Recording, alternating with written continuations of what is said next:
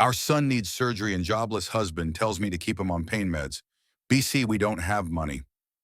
The hospital room smelled like antiseptic and despair, a sterile cage where hope came to die. Sarah's hands trembled as she gripped Ethan's chart. The doctor's word surgery.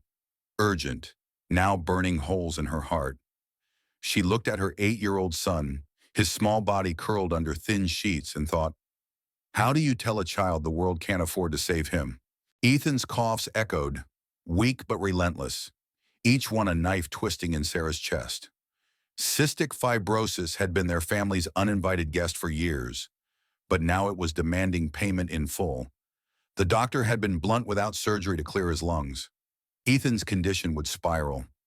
The cost $120,000. Insurance covered half, but the rest was a mountain they couldn't climb. Sarah's part-time waitressing job barely kept the lights on, and Mark, her husband, hadn't worked in months. She glanced at Mark, slouched in the corner, his eyes fixed on the floor like it held answers. We can't pay for it, he'd said last night, his voice flat, as if Ethan's life was just another bill they could ignore. Keep him on the pain meds. They're cheaper. Sarah had stared at him, her husband of 10 years, and wondered when he'd become a stranger. The memory of that fight still stung as she sat by Ethan's bed, brushing his damp hair from his forehead. His blue eyes, so like hers, flickered with trust. Mom, am I going to be okay? He whispered, his voice barely audible over the beep of monitors. Sarah forced a smile, her throat tight. Of course, baby. We're figuring it out. But inside, she was screaming. Mark hadn't always been like this.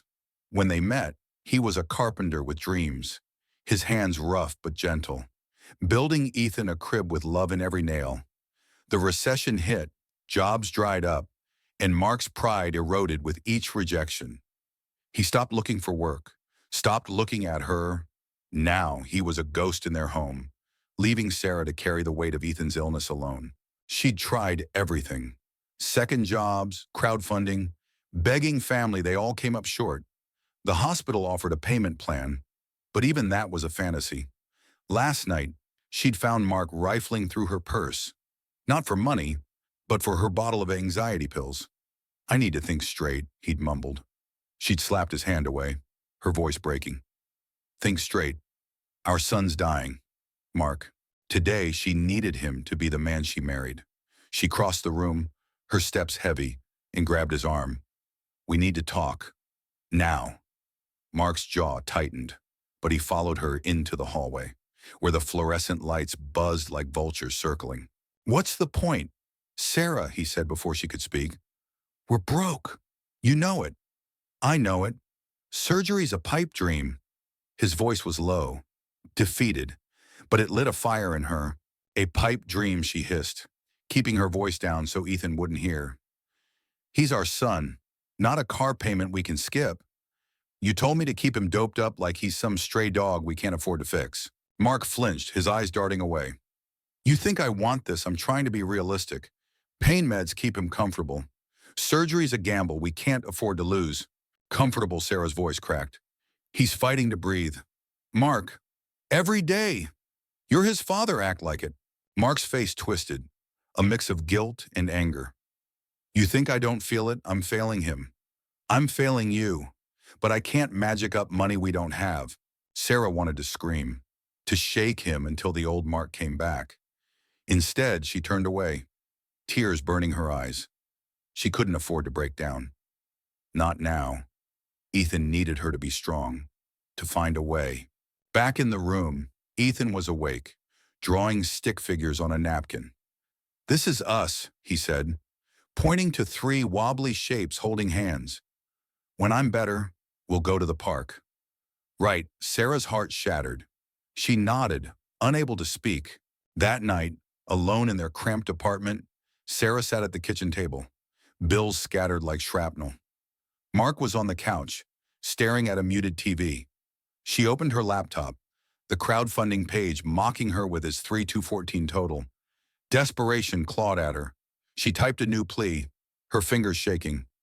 Our son needs surgery. We're out of time. Please, anything helps. The next morning, a notification pinged. A stranger had donated $500 with a note for Ethan. Keep fighting. Sarah's breath caught. It wasn't enough, but it was hope. She showed Mark, expecting a spark, but he just shrugged. That's not even a drop in the bucket. Stop it, she snapped. Every cent matters. Why can't you see that? Because I'm tired, Sarah, he shouted, standing so fast the couch skidded. Tired of failing. Tired of watching him suffer.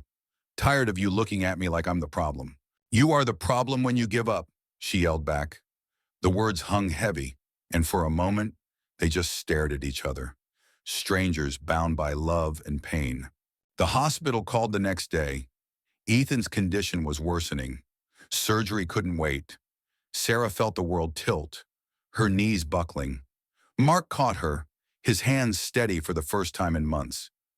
I'm sorry, he whispered, his voice raw. I'm scared too. It was the first crack in his armor, and Sarah clung to it. Then help me, she said. Not for me, for him. Mark nodded, and for the first time in a long time, they were a team.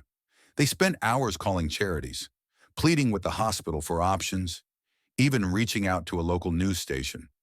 Sarah posted Ethan's drawing online, her caption raw and honest. This is my son's dream. Help us make it real. Help. The response was slow at first, then a flood. Strangers shared their story, donated what they could. A local businessman offered to cover half the remaining cost if they could raise the rest. Sarah cried, not from despair, but from the flicker of possibility. Mark, too, seemed to wake up, his eyes brighter as he read messages of support to Ethan. But time was cruel. Ethan's fever spiked, and the doctors warned they couldn't delay much longer. Sarah and Mark sat by his bed, holding hands, their differences buried under the weight of love. Ethan, weak but smiling, squeezed their fingers. You're my heroes, he whispered.